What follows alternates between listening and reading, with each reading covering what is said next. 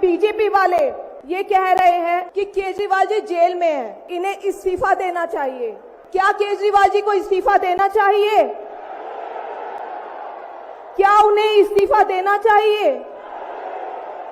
आपके केजरीवाल शेर है, शेर। ये ज्यादा दिन तक उनको जेल में नहीं रख पाएंगे। दिल्ली के लोगों ने 75 साल से अन्याय सहा है।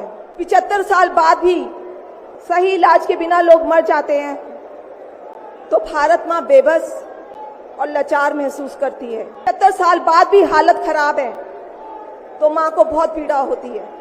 उस पर जब कुछ नेता सुबह शाम लच्छेदार भाषण देते हैं, शानो शौकत की जिंदगी जीते हैं, अपने दोस्तों के साथ मिलकर देश लूटने में लगे हैं, उनकी चुनी हुई सरकार पंगु है, तो भारत माँ को बहुत गुस्सा आता है। ऐसे लोगों से भारत माँ को सख्त नफरत है। मेरा नमस्कार। आज आपके अपने केजरीवाल ने जेल से आपके लिए एक संदेश भेजा है। इस संदेश को पढ़ने से पहले मैं आप लोगों से कुछ पूछना चाहूंगी। हमारे प्रधानमंत्री मोदी जी ने मेरे पति को जेल में डाल दिया। क्या प्रधानमंत्री जी ने सही किया? क्या आप सब मानते हैं कि केजरीवाल जी एक सच्चे देशभक्त और ईमानदार इंसान हैं? क्या आप मानते हैं कि केजरीवाल जी एक सच्चे देशभक्त और ईमानदार इंसान हैं? ये बीजेपी वाले ये कह रहे हैं कि केजरीवाल जी जेल में हैं, इन्हें इस्तीफा देना चाहिए। क्या केजरीवाल जी को इस्तीफा देना चाहिए? क्या उन्हें इस्तीफा देना चाहिए? केजरीवाल जी को इन्होंने गिरफ्तार कर लिया। आपके केजरीवाल शेर है, शेर। ये ज्यादा दिन तक उनको जेल में नहीं रख पाएंगे। करोड़ों लोगों के दिल में बसते हैं केजरीवाल। जिस बहादुरी और साहस से वो देश के लिए लड़ रहे हैं, कई बार मुझे लगता है कि आजादी की लड़ाई में वो एक फ्रीडम फाइटर थे जो देश के लिए लड़ते लड़ते शहीद हो गए। इस जंग में भी केजरीवाल जी को शायद भारत मां के संघर्ष के लिए भेजा है। अब मैं आपको केजरीवाल जी का संदेश पढ़कर सुनाऊंगी। मेरे प्यारे भारतवासियों, जेल से आप सब अपने इस बेटे, अपने भाई का प्रणाम स्वीकार कीजिए। मैं आज आपसे वोट नहीं मांग रहा। आने वाले चुनाव में मैं आपसे किसी को हराने या जिताने की बात भी नहीं कर रहा। आज मैं देश के 140 करोड़ लोगों को एक बड़ा भारत बनाने के लिए सहयोग मांगता हूं। 140 करोड़ भारतवासियों को एक नया भारत बनाने के लिए आमंत्रित करता हूं। भारत एक महान देश है। हमारी संस्कृति कई हजार वर्ष पुरानी है। भगवान का दिया सब कुछ है भारत में, फिर भी हम पिछड़े क्यों हैं? हमारे लोग अनपढ़ क्यों हैं? गरीब क्यों हैं? मैं यहाँ जेल में हूं। यहाँ काफी समय सोचने के लिए मिलता है।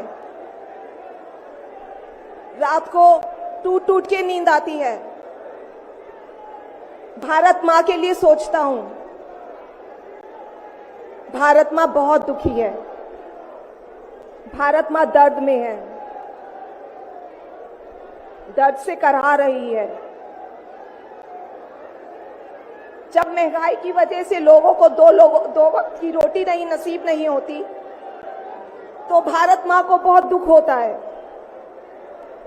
जब भारत माँ के बच्चों को अच्छी शिक्षा नहीं मिलती, 75 साल बाद भी सही इलाज के बिना लोग मर जाते हैं तो भारत मां बेबस और लाचार महसूस करती है।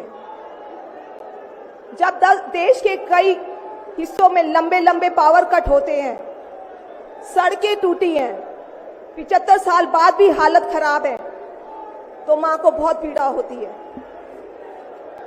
उस पर जब कुछ नेता सुबह शाम लच्छेदार भाषण देते हैं, शानो शौकत की जिंदगी जीते हैं, अपने दोस्तों के साथ मिलकर देश लूटने में लगे हैं, तो भारत मां को बहुत गुस्सा आता है।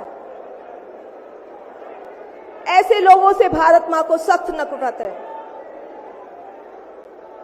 आइए मिलकर एक नया भारत बनाते हैं, 140 करोड़ लोगों के सपने का भारत,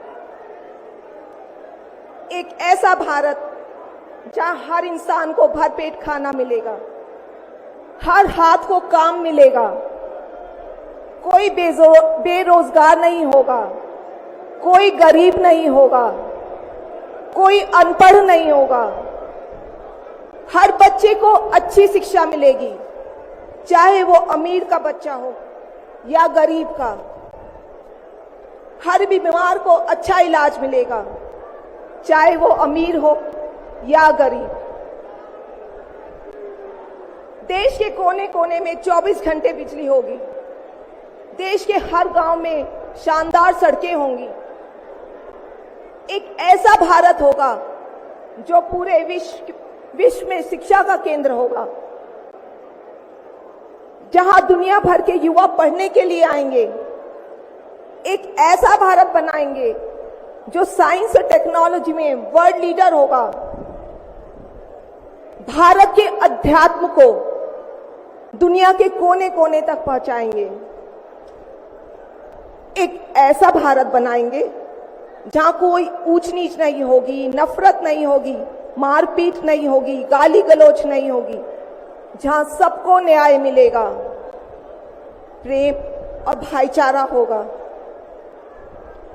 आज मैं देश के 140 करोड़ लोगों को ऐसा भारत बनाने के लिए आह्वान करता हूं। यदि आप सब इंडिया गठबंधन को मौका देते हैं, जिम्मेदारी सौंपते हैं, तो हम सब मिलकर ऐसे महान राष्ट्र का निर्माण करेंगे। केवल नाम में इंडिया गठबंधन नहीं है, दिल में इंडिया है, दिल में।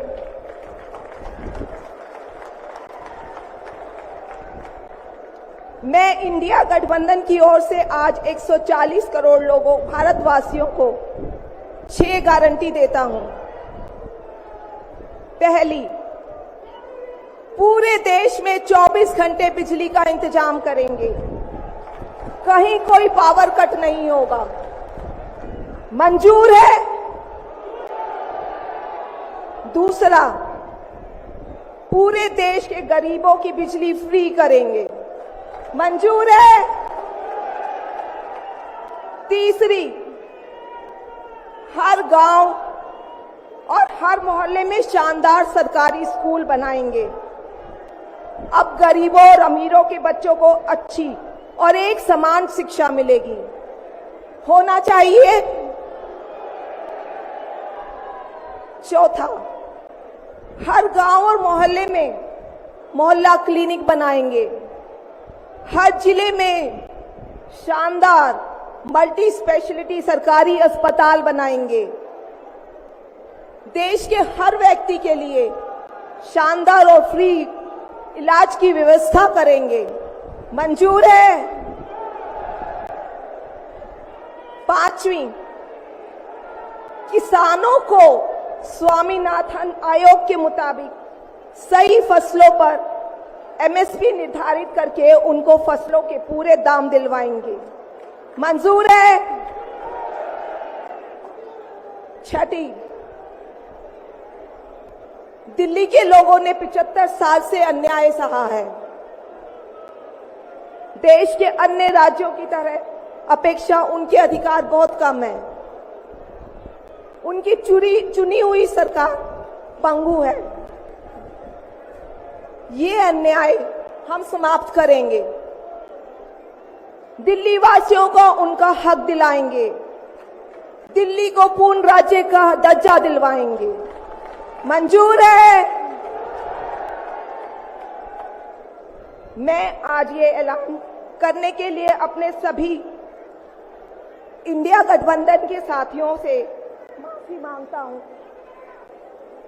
क्योंकि ये ऐलान करने के पहले मैंने उनसे उनकी अनुमति या सहमति नहीं ली। जेल में हूं, इसलिए सहमति लेना संभव नहीं था। उम्मीद करता हूं कि किसी को इस पर आपत्ति नहीं होगी। ये सभी 6 गारंटी हम 5 साल में पूरी करेंगे।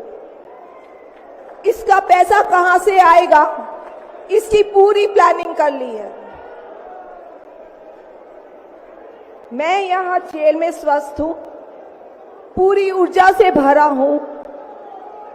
इस गिरफ्तारी ने मेरे हौसलों को और मजबूत किया है। आपकी दुआएं और आशीर्वाद मुझे लगातार मिल रहे हैं। ऊपर वाला मेरे साथ है। जल्द बाहर आकर आपसे मिलता हूं। आपका अरविंद।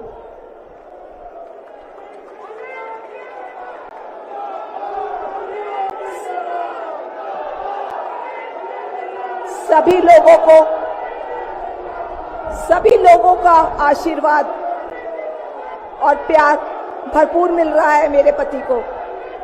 अपना ये आशीर्वाद बनाए रखना। भारत में ये तानाशाही नहीं चलेगी। हम लड़ेंगे, जीतेंगे।